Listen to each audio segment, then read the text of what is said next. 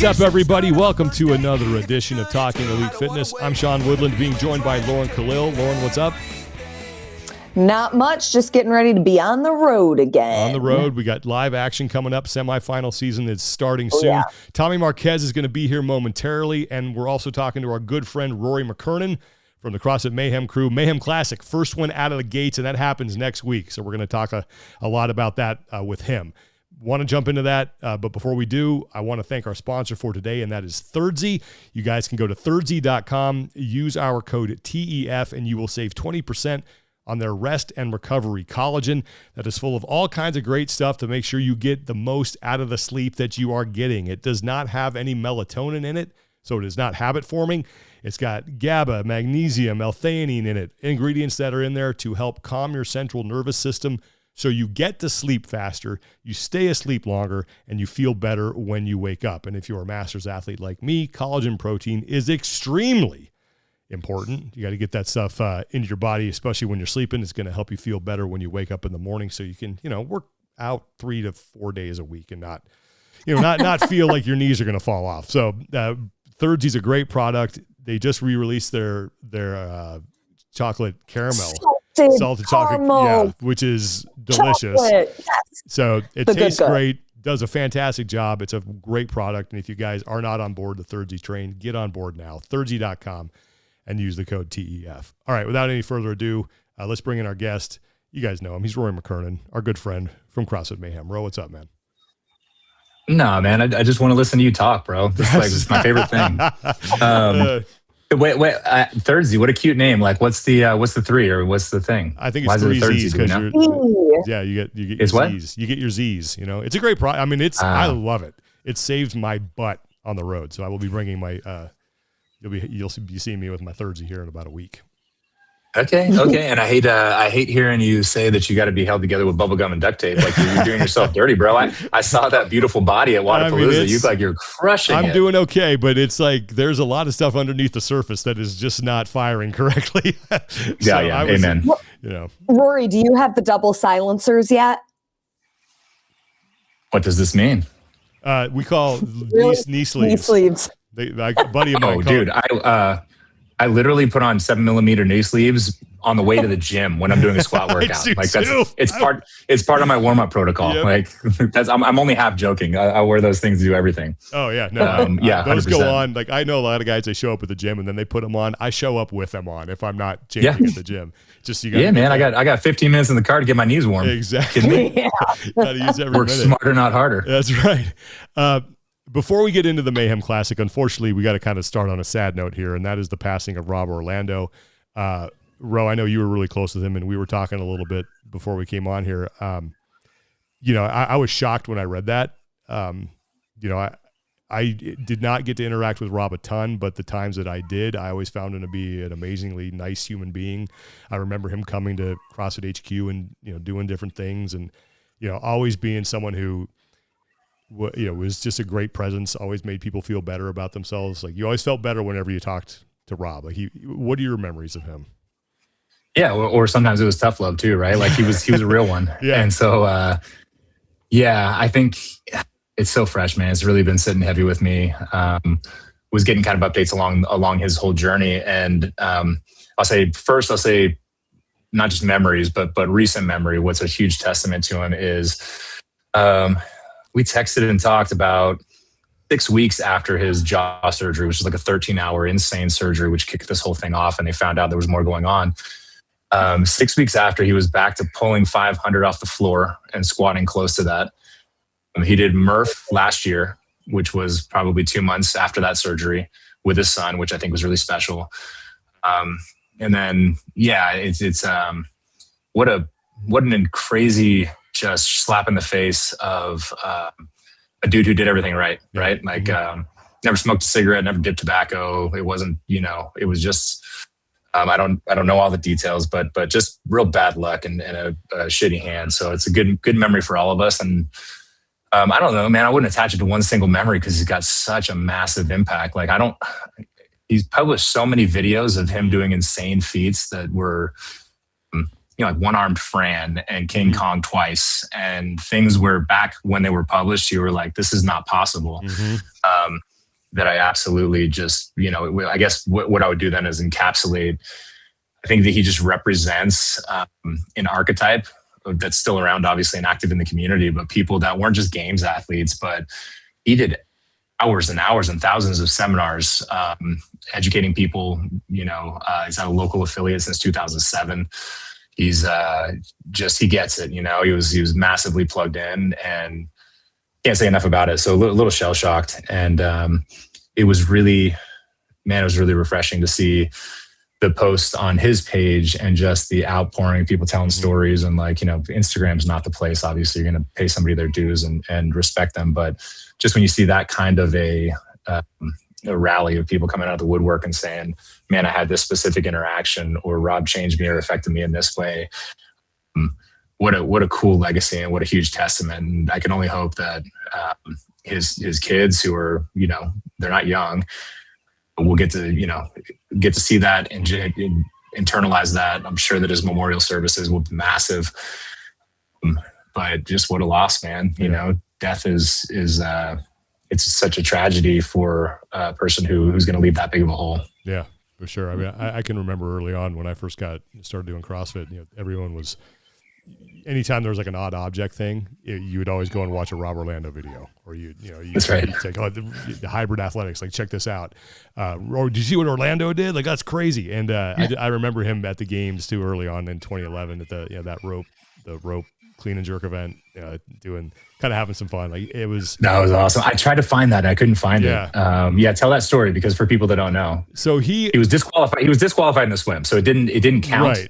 But he got to do that event at the Home Depot. Yeah, this was the first event. It was like the first event in the tennis stadium at night in 2011. And as you mentioned, the swim had happened earlier in the day, and he got disqualified. He couldn't continue, but decided to do the event anyway. And I think the final barbell on that, it was like couple rope climbs, and then clean and jerks, and the weight got heavier as you moved down the floor.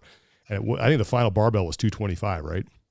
It was 225, and people are crumbling underneath it. You know what I mean? Even Rich, and it was a hard workout, right? Mm-hmm. And this was Rich's big moment, because he had failed the rope climbs the year before. Yep. People just in a starfish catching that thing, and just like a total, getting stopped in their tracks. Yeah. And there was so this was still before like the competition floor had really evolved to there being like specific lanes, barbells were rolling everywhere. You didn't have to cross a finish line. It was a guy with a stopwatch. And I remember, I think Rob, it was like 2 reps at 125, I think, to close out. And Rob did like 4.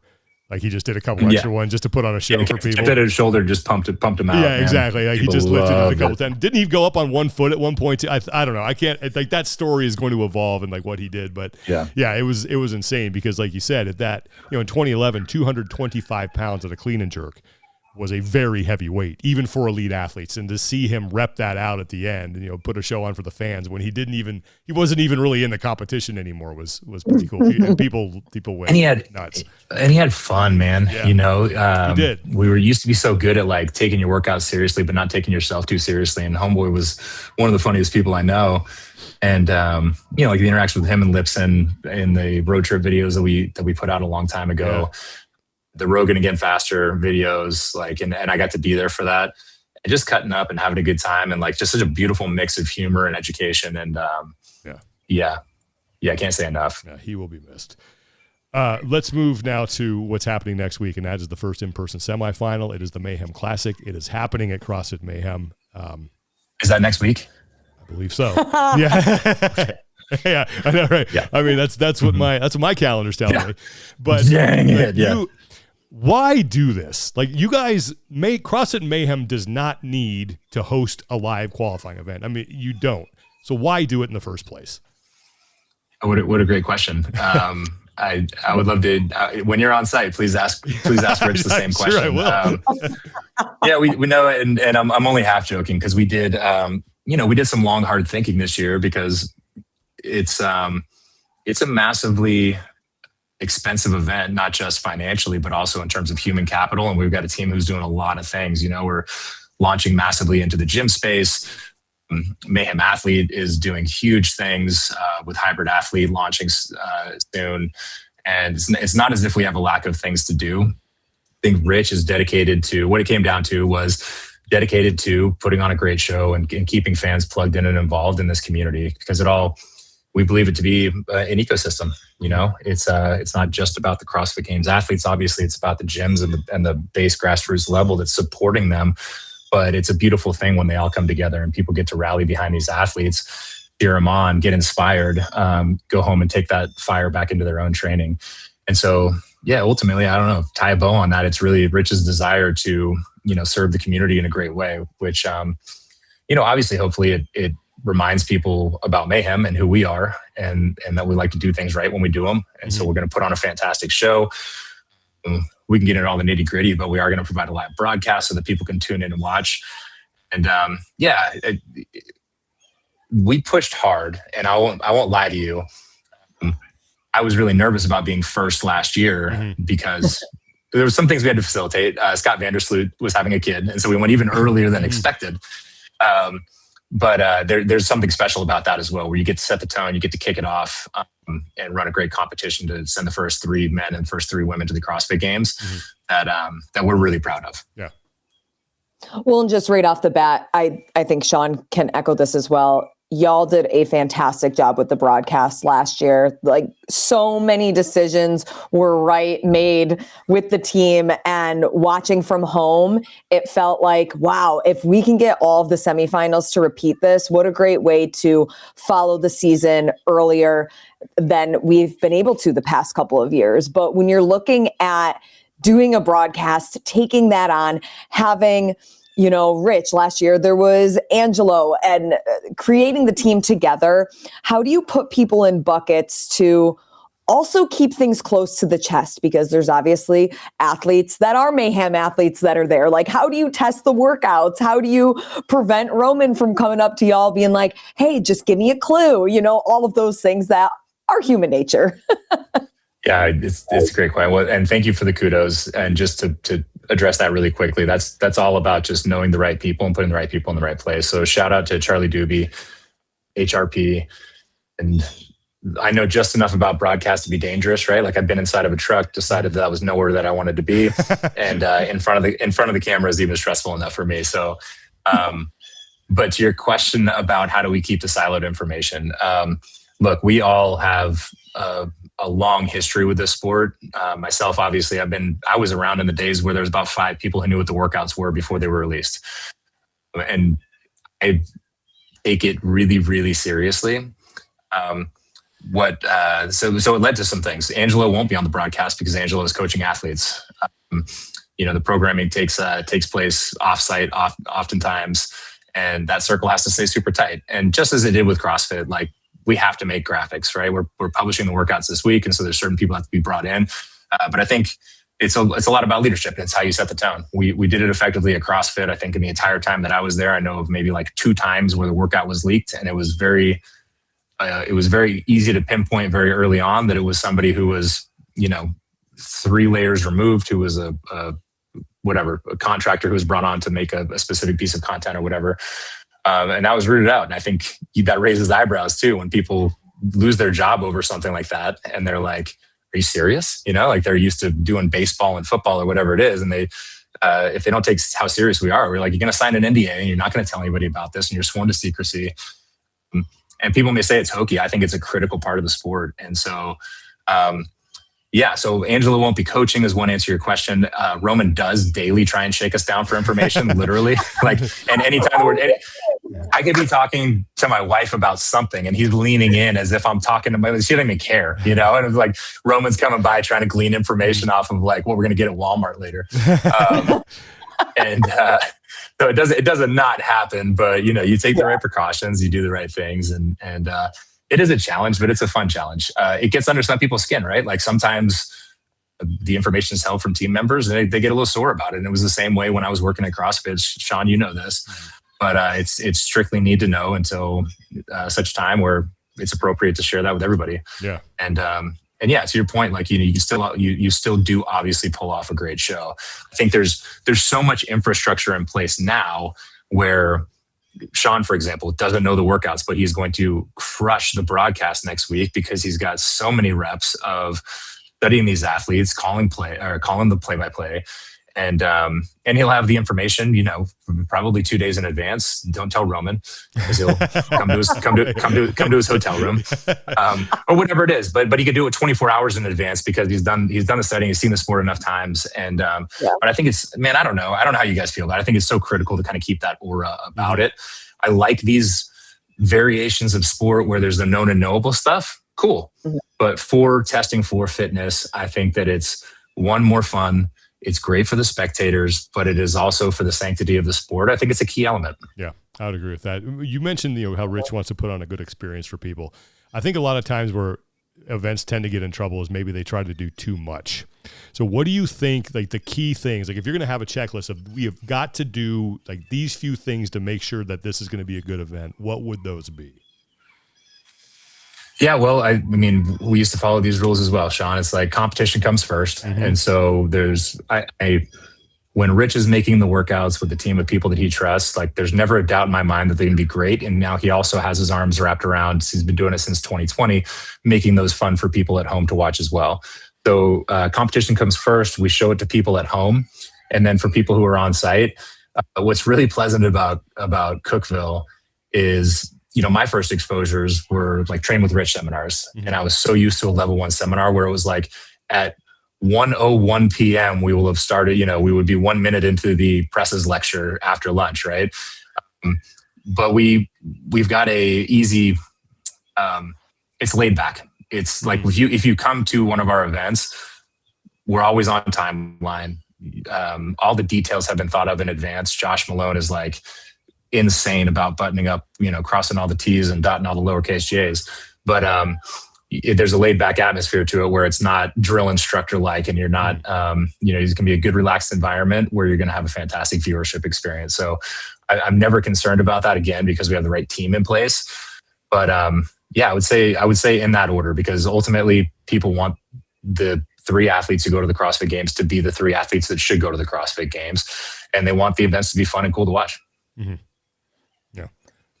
When developing the events, then, how much of what the open and quarterfinals programming looked like had a piece or a way to transition into what you guys are programming? Are they completely separate? Did you tweak anything, or did Rich tweak anything, or what did that landscape look like?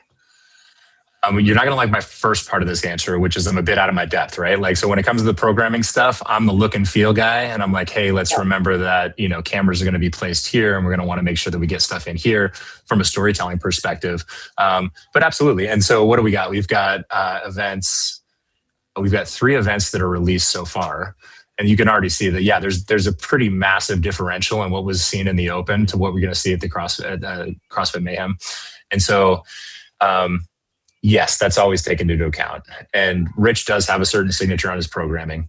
So you're not going to see tricks. You're going to see a very complete test. So I would say that even if you were to take the open out of the equation, which to be fair, our invitations didn't come from the open per se, right? It came from a consolidated leaderboard. But yeah, you're going to see a fantastic and complete test that's got Rich's kind of chef's kiss on it. Yeah.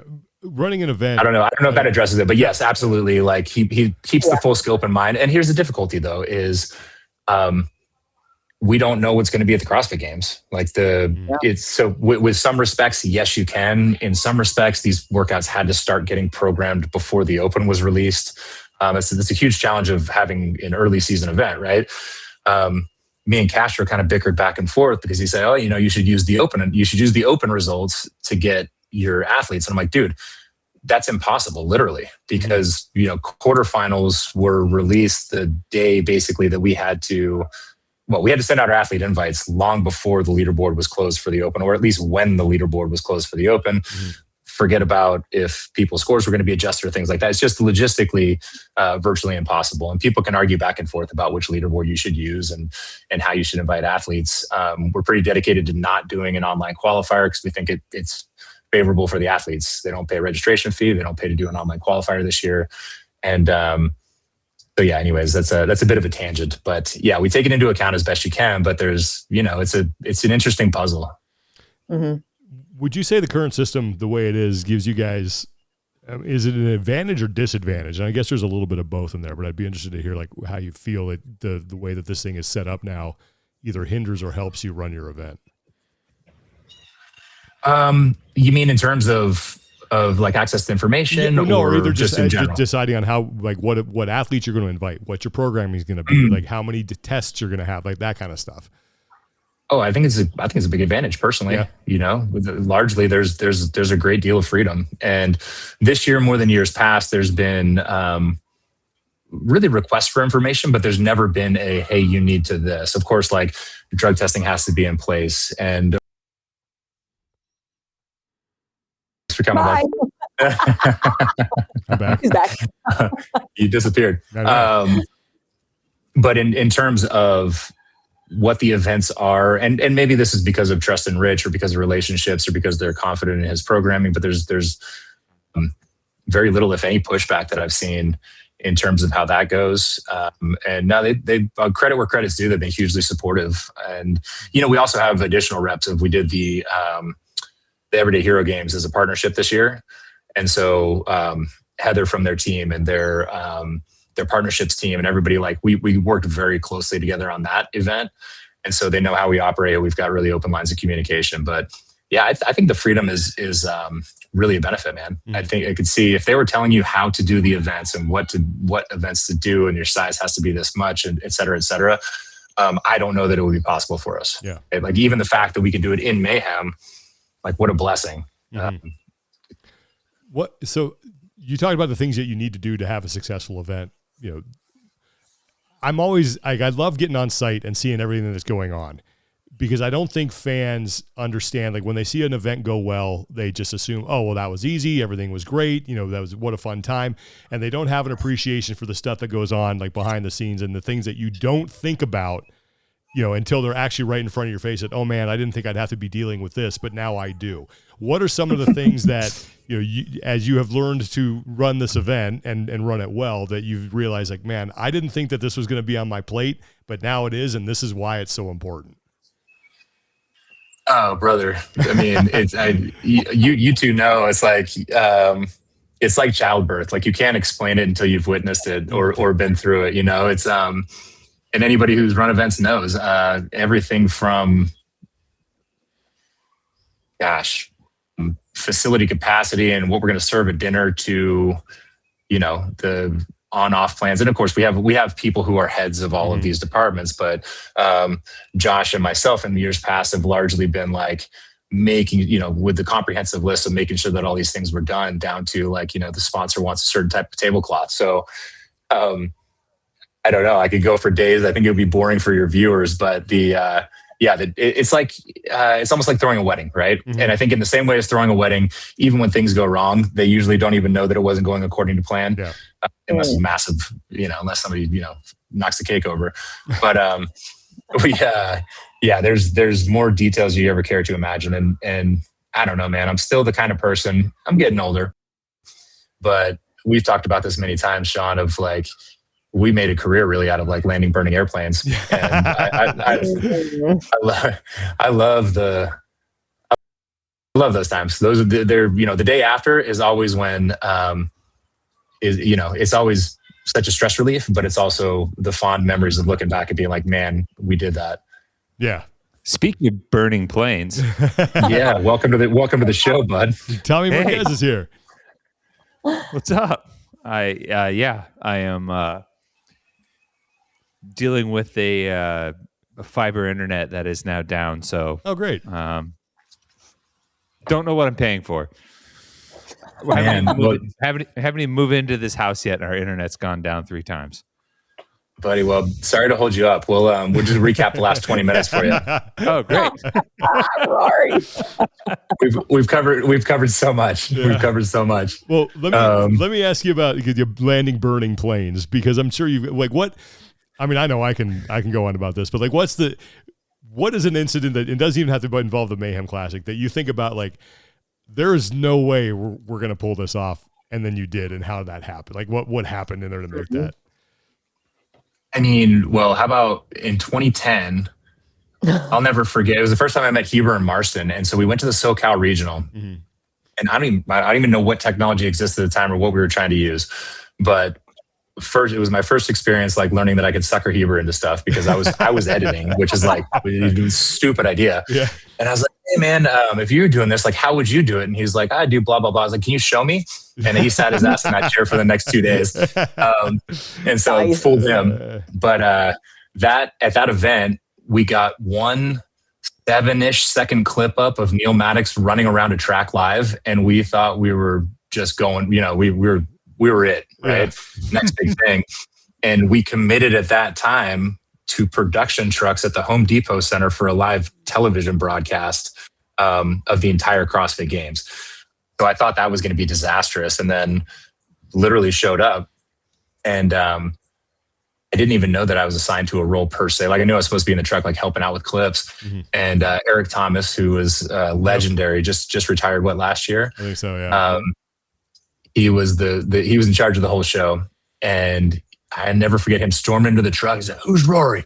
Who's Rory McKernan?" I was like, "That's me." And he's like, "You the tape AD?" And I was like, "I don't even know what that means." And like watching us, like it was like that Saturday Night Live, whatever it's called, like live in 10 minutes. Mm-hmm. And man, just the massive amount of like Chevy Chase bringing the chords together at the last second to put a broadcast online. And that was also a death blow to us because then we were committed to doing it at a higher and higher level for the rest of time. Yeah. And what a joy! How lucky we are. But moments like those where you're like, there's no way this is gonna work. Well, it's a good thing you had a friend that always made sure you were well caffeinated and had plenty of 5-hour energies. Amen that, and never got a rental car. Never got a rental car. Yes, exactly. Lauren, I think I've told this story. Every year, I would buy the massive, gigantic pack of 5-hour energies that were just specifically for Rory. And there were more hours of energy in that box than there were hours of the day for that weekend. So, wow. Yeah, sure Rory's kidneys and liver thank him for it. The first time they ever showed a Roe versus Boz live was in St. Louis. It was after Graham Holmberg versus Chris Spieler. Mm-hmm. And I walked onto the field to play with a beer in my hand, and it was for clean and jerks and toes to bar. And I'll never forget sweet Tanya Wagner, and she meant it really seriously because Chase was like, I don't know how Bob's going to do, I don't know how Roe's going to do, and she said, "Well, I've seen what Rory's put in his body today, and I don't think it's a good thing for her to be out there." And I was like, watching it back, I was like, you're probably right. Will you ever do that again? I loved what it represented. And yes, the answer is yes, but is a weird direction to go with it. But the politics got weird and stuff when I got let go from CrossFit and didn't want to put Boz in a weird place. And like, it sort of lost its luster. I think that there could be like a next 0.0 of that, right? Like, I don't know, to Sean's point early in the show, I don't know that people want to see me get wheeled out there with my 7mm on. And, I'm probably fitter than I was then, if I'm being honest. But at this point in time, I think there's probably a next gen of that's representative of community and all that kind of stuff where, my ego wouldn't hurt to watch. I would love to watch it. Love to watch it. Yeah. I mean, I don't know, man. We're still seeing Mike Tyson go out there and fight people for exhibition matches. So, hey, for that Mike Tyson money, I'll do anything. I'll fight Mike Tyson for that money. Same. I saw someone said, like, people say, I'll take a Mike Tyson punch for $1 million. He's like, that's great, but after you take the punch, how are you going to count the money? Like, you're not. They can hand you a bunch of torn up paper and you'd be like, looks good. So figure that out later, dude. Exactly. Not worried about it. Have your wife count it for you. What's the plan? Do you guys have like a long-term vision for the Mayhem Classic? Because it seems like it's sort of this, okay, we'll do it again this year, but is there sort of a goal of what this can become moving forward in 2-3 years down the road? No. I think the honest answer is no, because CrossFit needs to look. I think this year's gonna be a great year. Mm-hmm. The open numbers were up. This season's gonna be bitching, starting with the Mayhem Classic, and I'm really stoked we're going back to California. And of course, the CrossFit Games are not everything, but there's not currently a CEO, to the best of my knowledge, and it changes from year to year. It's really hard for a business like us to I can't plan for the future of the event if it's part of CrossFit's season without knowing what CrossFit's long-term trajectory is. So that's one way to answer the question. And the second part is to say, I think that consumers need to get on board in a different way as well and support and, calling you guys out at home. But it's they are tough things to put on, right? And we've had really cool access to free events for a very long time. And look, I think I'm kind of going all over the place here. Those are my two short answers. With broadcast in particular, it's interesting to me that technology hasn't caught up, meaning it seems like you've got these two polar extremes. And I know there's people working at finding the middle ground where you can use some of these up and coming technologies to cheapen the product, but not the content, if that makes sense. Yeah. I just don't know. I don't know that the drive is there for the production companies or the people who would actually be putting on the shows. But it's a tough nut to crack. So that's just the live broadcast element of it. We want to do all sorts of community events. In fact, we'll have a lot more opportunities for people to come out to Mayhem to do things in their local affiliates who are Mayhem affiliates.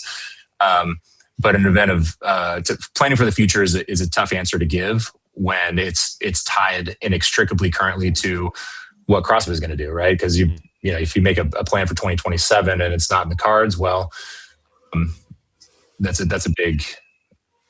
big right-hand turn and a big adjustment for us to make. So, but I was going to say, when you're here, please ask Rich. Yeah. I mean, it does feel though, and you can confirm or deny this. It does feel like at times though, Mayhem kind of gets used as a break in case of emergency kind of scenario where the gym, your team, everybody as a whole has done such a good job of carrying water for CrossFit, for the community, for kind of everybody, that it feels like sometimes despite the shortcomings and uncertainty of what CrossFit has put out, that they can always default to going back to you guys. And so that begs the question of where do you feel like your seat at the table is given that setup, I guess. I don't know. I don't know the best way to phrase that. Do you feel like you guys have a voice in that moving forward? Well, first of all, Tommy, you painted us into a corner there as if we're just we're just like the lonely girlfriend waiting for the telephone. I think that we've had a massive choice in participating, right? It's not as if they come and they say, "Hey, we need you to dance," and we do it. It's something that we've measured out. I'm not saying you're saying that. I'm just giving you a hard time. Naturally. But we love carrying water for the community. But it's all been a very conscious decision of how it would also benefit Mayhem and how it fit into our plan. And then I don't remember the rest of your question. Basically, is there a way for us to? Well, I would say if you want consistency from HQ, where do you feel like your seat at the table is in terms of being able to voice and enact change in that regard? Because I would hope that if like you said, they will come to you in times of need, and you guys have stepped up to the plate to do that. My hope is that you would have a significant say in that. Yeah, love that. I think we need to know who's sitting at the head of the table right now, right? I can't answer why not. And I'm speaking as me, right? I think that Rich has earned and gained the respect and the trust where people are asking him to be at the table and will continue to do that. He's got such gravitas in the community. People want to follow him, and he's done such a great job with Mayhem, in my opinion. And I'm super biased, of course, that it's a necessary voice. People need to have him there as a voice of reason, who's has all the long history that he has, who's filled so many spots and worn so many hats, and just brings an authenticity to the conversation that I think people trust that he'll do the right thing by him. But yeah, dude, I don't know that any seats at the table can be pontificated on until the table's built. Yeah, until the table is built, and I guess it's the best I can answer that question. Yeah, for sure. Have you guys talked programming yet? A little bit. Sorry, Lauren, I didn't mean to cut you off. I'm jumping in live. I know I'm kind of disrupting everything, but a little bit. Okay. We brushed on it, but what you got? I'm always interested. You want to know what event 10 is? Ooh. 10, sure. Why not? I'm always genuinely interested in the formulation process between the team, because I will say this: it feels like Mayhem is unafraid when it comes to programming. It's like you lead with something like midline century, and everybody's like, "Oh my god, what?" And then you follow it up with something like a 5K run, which, if you know your histories, most programmed, workout.com. I don't know if it still is, but at least it was when we were there. I don't know. I'm always fascinated by the creative brain behind that and the presentation of that, which I know you're involved in as a team, because you're going to ruffle some feathers. Oh yeah. Well, look, it's really what we do as a business now, right? For both gyms and individuals. And what I think is really cool that people don't get to see unless they go to like a Train with Rich. And we've been going to a lot of coaches congresses and events like that. I was talking to these guys earlier about how informal sometimes a Train with Rich feels. And people might think that it's put on, but the highest degree of interaction typically is when Rich walks up to an empty whiteboard and everybody gathers around and they pull out their cell phones and whatnot. And it's awesome. It's one of those innate abilities that he has where, as a company and his team, we've consistently tried to be able to crack his head open and understand the why, so we can help people understand and tell gyms why we're doing the things that we're doing, answer questions like you're asking right now. But at the end of the day, it's just the reps that he's put in, the understanding he has of it. But yeah, people love to watch him write workouts, and he now has a team around him that he gets to bounce ideas off of and he trusts and have given him great input. I am lucky enough to be on his ongoing note of what he does. So like the in real time, what's Rich doing? Like I'm on that note, and it's awesome, man. Like, once or twice a day, you see like Rich Froning edited the note. You're like, oh, check it out. What did he do today? Or I usually saw him at the gym and I knew what he did. And all the iterations of that, dude. We're going to do an Ironman in November, and so he's put in his Ironman workouts. I'm going to the pool with him, which feels like drowning. I'm trying to keep up with the workouts that he's doing. But yeah, if he has many superpowers, but one of them is certainly programming. And we said this earlier, like he's got his signatures on it, right? Anybody who signed up for this event knew they were going to get something very Froning. And I think he definitely has delivered so far on the events. And of course, the ones that are yet to be announced are equally cool in my opinion. But yeah, it's really what Mayhem is now kind of being built around is just fantastic workouts. So yes, unafraid for sure. And backed up by the fact that there's not just Rich, but the other folks that I see at Mayhem on a day-to-day basis, including our members, by the way. Like when I moved to Mayhem, and I won't forget walking in and being like, man, these, like after the first week, I was like, these workouts are tough. It's got an edge to it. And but like I said, also I'm 10 years older or 8 years older than I was when I moved here, and I'm definitely fitter than I was 8 years ago, which is a testament to the efficacy. If the season then changes again next year and we no longer have semifinals, or there's some new type of way to qualify for the CrossFit Games, will there still be a Mayhem Classic or some kind of evolution of it? Because I even think back to when you guys hosted Legends, I think it was. And I know it's a lot of work, but y'all are so good at it that I'm just curious. It doesn't need to be 100%, but would you still put some kind of classic on? Lauren is so hypothetical. Yeah. What I will say for sure is like, I think that we would assess and like I mentioned earlier, we definitely want to do things that are for the community. And so, perhaps it would be something that was more focused on that. I'm not sure, it's again, tough to go into the hypotheticals of like, if the season changed and whatnot, we certainly, I think I can say confidently, wouldn't try and put in a competitive event with the CrossFit Games season at that time of year and all the things. We've got enough going on, and it wouldn't benefit the athletes that are coming to our gym on a consistent basis or chose to move to Cookeville. So I don't know, if that should happen, let's check back in and we'll figure out what that looks like. But whether it does or not, more events that are for the community and for the gyms, certainly in our sphere we want to make opportunities like that to come out to Cookeville because we do love it. Mm-hmm. It is fun to host. We do love, like Rich, whenever somebody comes and, takes a picture with him, whatever, he always says, hey, come back anytime. Or when he meets somebody in, Coaches Congress in Stockholm, he's like, hey, come see us in Cookeville. And he's serious. We love having people come visit. I don't know where you'd find these metrics, but certainly like we're at the upper echelon of drop-ins worldwide, and it's the wildest thing ever. You'll meet people from Germany and I'm like, what are you doing here? And they're like, well, we came to do our US tour. So we went to New York City and we're going to California, but we wanted to stop in Cookeville, Tennessee. I'm like, what? But it's called whatever, a mecca of sorts or a place that people definitely want to put on their CrossFit tourism, get the stamp in their passport. Yeah. How do you guys measure success with this event? When it's all said and done next week and you look back on it, you're like, how are you going to be able to say, yeah, we did what we needed to do. That was fun. Yeah, events go flawlessly. The right athletes get to the CrossFit Games, and people both on site and at home have a blast watching it. Mm-hmm. So I think that's those are the easy three.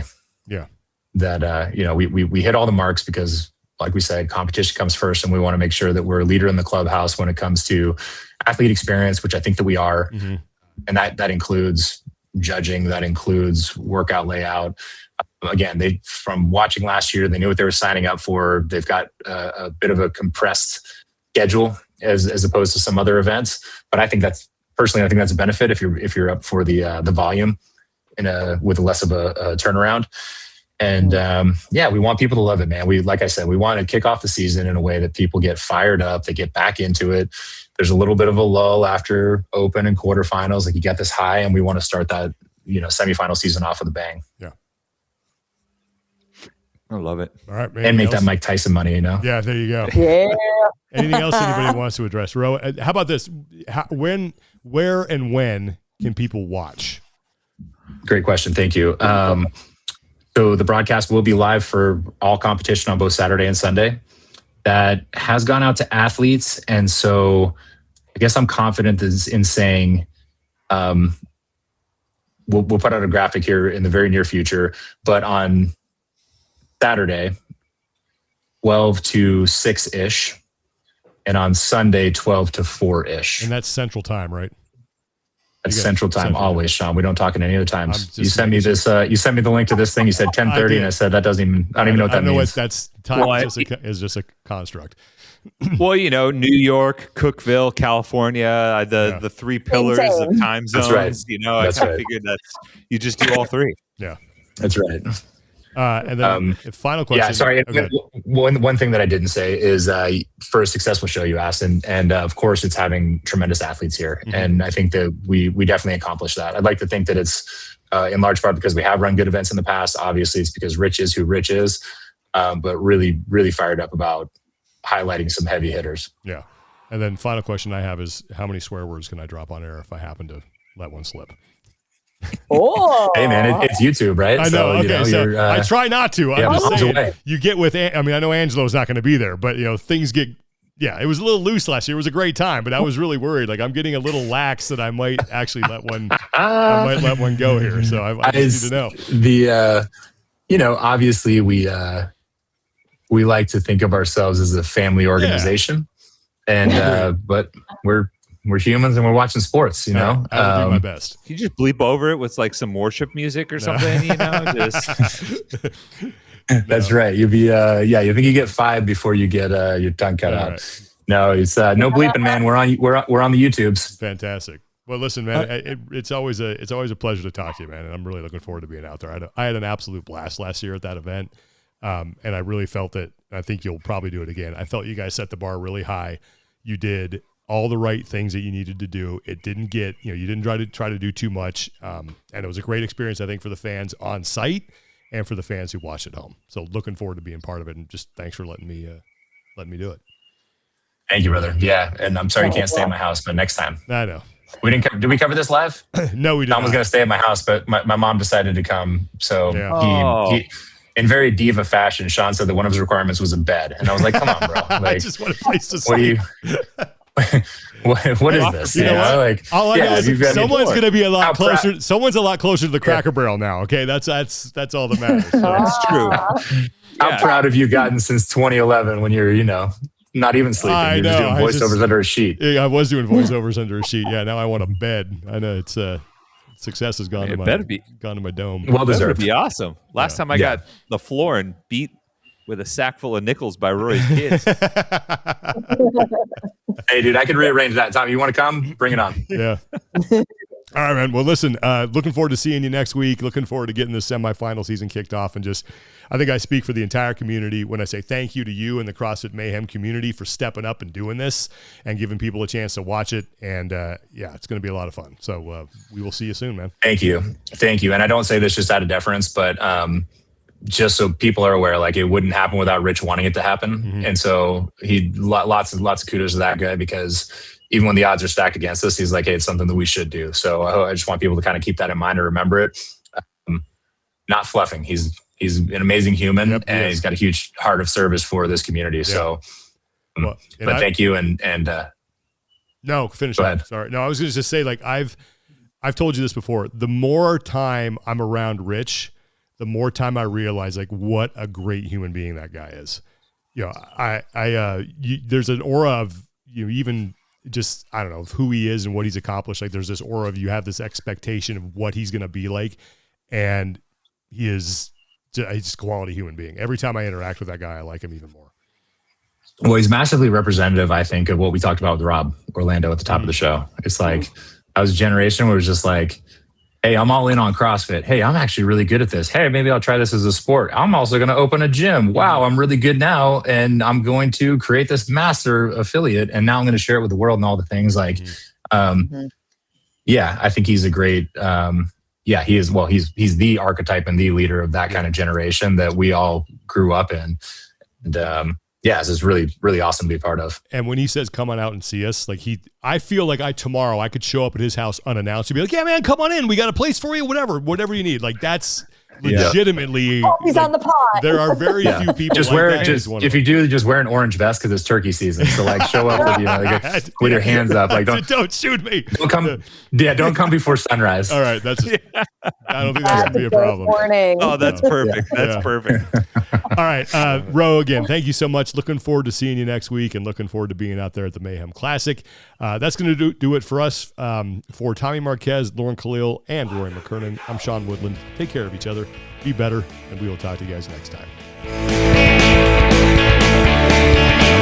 3, go! Recognition, the start of a first date. If it's good, I don't want to wait.